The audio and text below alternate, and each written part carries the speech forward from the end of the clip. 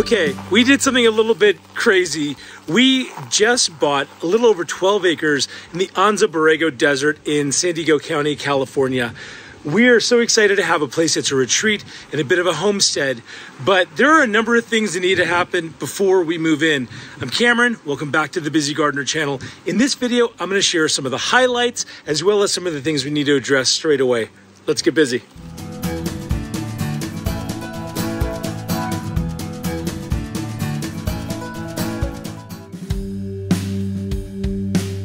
We haven't moved. We still have our suburban home with our orchard and garden beds that we're still really enthusiastic about.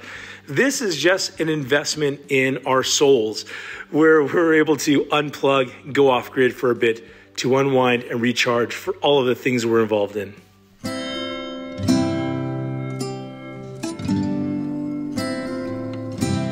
We are really excited to have purchased this place as a place where we can lean into this idea of silence and solitude. We're a place where we're able to come and rest our souls from the kind of busy, hectic life for us, for others. And it's even something we're looking to open as an Airbnb down the road so that really it opens it up to everybody. But it's a little bit different. There's some different considerations, not only out here in the desert, but the fact that it's very remote, it's very rural. It's not just desert, it's remote desert. And here are some factors that we're going to be thinking about. A couple of things that I'm struck by here in the desert are a few things. One is the heat and the dry. It's almost like we have to continually be drinking water, even if we're not active, just to stay on top of the hydration. Second thing has to do with the pests. We've encountered a number of pests. We've had to have help with bees already. We've had to have help with rodents. There are flies buzzing around all over the place. We are the strangers here in the desert. There's no other humans around. And the third has to do with the lack of moisture. It's so dry, and anything that we want to plant is going to require some forethought.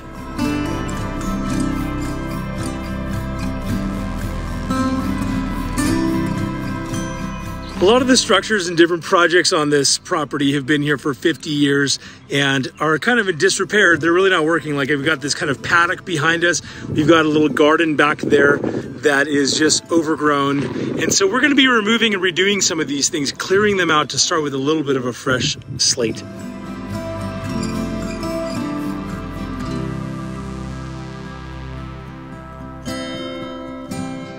If you follow this channel for any period of time, you know that I'm a little bit cuckoo for fruit trees, and this place is going to be no exception. I'm going to be probably working with Dave Wilson Nursery to get some fruit trees that are going to work in this climate over here. I don't know what the actual temperatures are on this property because it's fairly remote.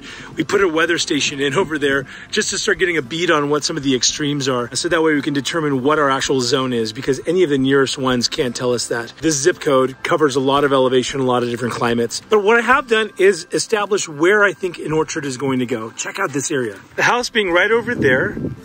Here we've got our little pump house for our well.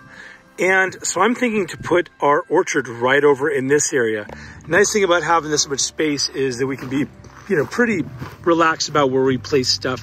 But this area, there's kind of a triangular shape where I think we're going to be able to make use of this. We've got kind of this road that we take. There's this natural berm over here. It's going to go from roughly where that green bush is over there. There's kind of a berm, so it's going to go back about 10 feet past behind that, down to maybe this little bush here, and out to where Evan is. Evan, wave your hand. There you go. So that's going to be where we're planning on putting the fruit trees. We think that's going to give us a decent balance. A reason why we're not planting all 12 acres is because we really don't have a need. We're not here full time. And so we want to have trees that are going to provide for us, where we can come and harvest. We can come and share with people in the surrounding community, take some home with us to give to our friends and family there. But so we don't really want to overdo it. We just want to have a successive ripening that we can do year round in a lot of cases.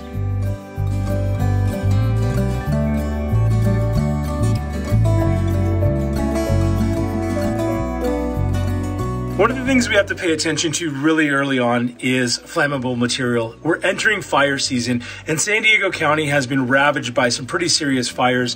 And so they want everybody who lives out here to have at least a 100-foot, what they're calling defensible zone, that moves all of the flammable material at least 100 feet away from the structures in order to protect them in the event that a wildfire comes through. This house has been sitting here for quite a while, And so it has a lot of natural and man-planted plants and trees. And so we're having to come and remove. Unfortunately, they're so beautiful, but they're right up against the structure. I mean, it's right here. There are all these trees and bushes and shrubs all right here, along with those grasses that we've been knocking down. So we're going to have those things. Actually, tomorrow they're coming and they're going to be removing all of these trees and shrubs that are really nearby the structure. Well, the day started bright and early. The tree guys got there and began working on removing all of the very close by trees, the close by shrubs. We took out a palm tree, we took out pepper trees, we took out these other verde trees, which were all beautiful. We wish we could have kept, but they're right up against the structure. And instead, we're taking all those trees and shrubs and turning them into a beautiful mulch. Having that mulch is going to provide huge benefits for us in the desert. It's going to allow for moisture to stay in the soil and start to change the nature of the soil. It's going to add organic material to the top of it. And that's going to prep that area for a really thriving biome for the trees once we plant them there. One of the challenges here for fire abatement is getting rid of these tall grasses, which when they're upright like this can burn really quickly. We took a chain link gate and dragged it around behind the pickup and were able to knock down a lot of this grass, which is going to make that a lot more manageable.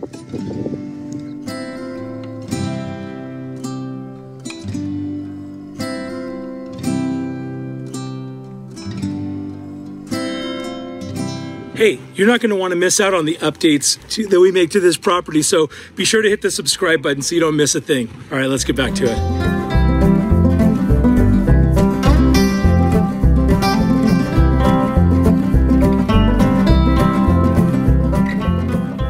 One of the things that is absolutely blowing our mind with this place is that it butts up against federal land. Everything on the other side of that fence is Bureau of Land Management land. And so if we go through that gate over there, that gives us access to something like 10,000 acres of federal land. Now, we can't build on it, we can't grow on it, but my goodness, we can go and explore on it all day long. Endless possibilities of adventuring for our 5 kids. And we've already even hiked that saddle over there in search of this elusive hot springs, which had a total disaster as far as getting stung by those crazy teddy bear choyas. I would not recommend choyas, they're very, very bad. But all of this land to explore is really exciting for us.